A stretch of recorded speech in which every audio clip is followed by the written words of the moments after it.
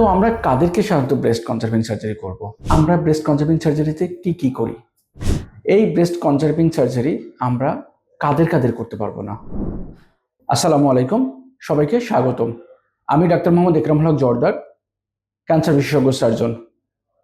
দেখুন, আমাদের দেশে ব্রেস্ট ক্যান্সারে অনেক মানুষ আক্রান্ত হচ্ছে এবং মেয়েদের ভিতরে এটি নাম্বার 1 ব্রেস্ট ক্যান্সার। তো ব্রেস্ট ক্যান্সারের সার্জারির নানাবিধ পদ্ধতি আছে। তার ভিতরে অন্যতম একটি পদ্ধতি হচ্ছে ব্রেস্ট কনজারভিং সার্জারি, যেটাকে আমরা বিসিএস বলি, যার মানে হলো যে ব্রেস্টটিকে রেখে শুধু টিউমারটুকু রিমুভ করা, সাথে অ্যাপ্রোপ্রিয়েট নেগেটিভ মার্জিন, এবং এর সাথে যদি রেডিওথেরাপি দেওয়া হয় তাহলে তার পরবর্তীতে ক্যান্সার ফিরে আসার সম্ভাবনা কিন্তু অনেক কম। তো আমরা কাদেরকে সাধারণত ব্রেস্ট কনজারভিং সার্জারি করব? এটার জন্য কিছু ক্রাইটেরিয়া আছে। বিশেষ করে যদি ডাক্টাল কার্সিনোমা ইন সিটু থাকে বা আর্লি স্টেজ ব্রেস্ট ক্যান্সার, তার মানে স্টেজ 2B পর্যন্ত যদি কোনো রোগী আক্রান্ত থাকে, তাদেরকে কিন্তু আমরা ব্রেস্ট কনজারভিং সার্জারি করতে পারি। এই ব্রেস্ট কনজারভিং সার্জারি আমরা কাদের করতে পারবো না, এটি কিন্তু খুব একটা ইম্পর্টেন্ট ইস্যু।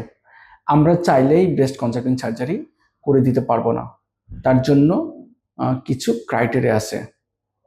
যেমন, যে রোগীদের ডিফিউজ মাইক্রোক্যালসিফিকেশন থাকে, তাদের ক্ষেত্রে আমরা ব্রেস্ট কনজারভিং সার্জারি করতে পারবো না। এবং যদি দেখা যাচ্ছে যে এমন একটি টিউমার, যে টিউমারে অ্যাপ্রোপ্রিয়েট নেগেটিভ মার্জিন আমরা পারবো না, সেক্ষেত্রেও কিন্তু তাদেরকে বিসিএস করা যাবে না। আবার যাদেরকে রিপিটেড এক্সিশন করা হচ্ছে এবং উইথ পজিটিভ মার্জিন, তাদের ক্ষেত্রেও আমরা ব্রেস্ট কনজারভিং সার্জারি করতে পারবো না। আবার কখনো দেখা যাচ্ছে যে ব্রেস্ট টিউমার যে রেশিও, যে লাম্পের সাইজ বেশ বড়, সেই তুলনায় ব্রেস্টের ভলিউম অনেক কম, তাদের ক্ষেত্রেও কিন্তু ব্রেস্ট কনজারভিং সার্জারি করা যাবে না। এছাড়া প্রেগনেন্সিতে যদি কেউ ব্রেস্ট ক্যান্সারে আক্রান্ত হয়, আপনারা জানেন যে প্রেগনেন্সির সময় সাধারণত রেডিওথেরাপি দেওয়া যায় না। এই রোগীদের ক্ষেত্রেও কিন্তু ব্রেস্ট কনজারভিং সার্জারি অ্যাবসলিউটলি কন্ট্রাইন্ডিকেটেড। তাছাড়াও যদি কারোর কানেকটিভ টিস্যু ডিসঅর্ডার থাকে বা আগে যদি চেস্টে বা ব্রেস্টে রেডিওথেরাপি পেয়ে থাকে, তাদের ক্ষেত্রে কিন্তু ব্রেস্ট কনজারভিং সার্জারি করা যাবে না। যদি কোনো রোগীর জেনেটিক প্রিডিসপোজিশন থাকে, তাহলে তাদের ক্ষেত্রেও কিন্তু ব্রেস্ট কনজারভিং সার্জারি কন্ট্রাইন্ডিকেটেড। এখন আমরা ব্রেস্ট কনজারভিং সার্জারিতে কি করি? প্রথমতই আমরা ওয়াইড লোকাল এক্সিশন করতে পারি উইথ নেগেটিভ মার্জিন, লাম্পেক্টমি করতে পারি, এক্ষেত্রেও নেগেটিভ মার্জিন অবশ্যই, এবং কখনো কোয়াড্রেন্টেক্টমিও কিন্তু করা হয়।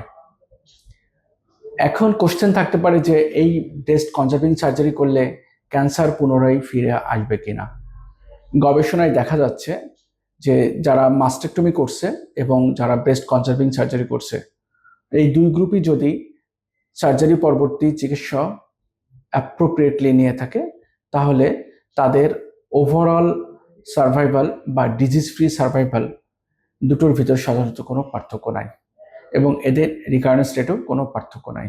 তাই কারো যদি ব্রেস্ট ক্যান্সার আর্লি স্টেজে ডিটেকশন হয়, তাহলে ব্রেস্ট কনজারভিং সার্জারি তাদের জন্য উত্তম। কারণ এই বিসিএস এর মাধ্যমে রোগী কিন্তু মানসিকভাবে বা পারিবারিকভাবে সে কিন্তু অনেক বেশি ভালো থাকতে পারে। ধন্যবাদ সবাইকে। পরবর্তীতে দেখা হবে আবার কোনো টপিকস নিয়ে।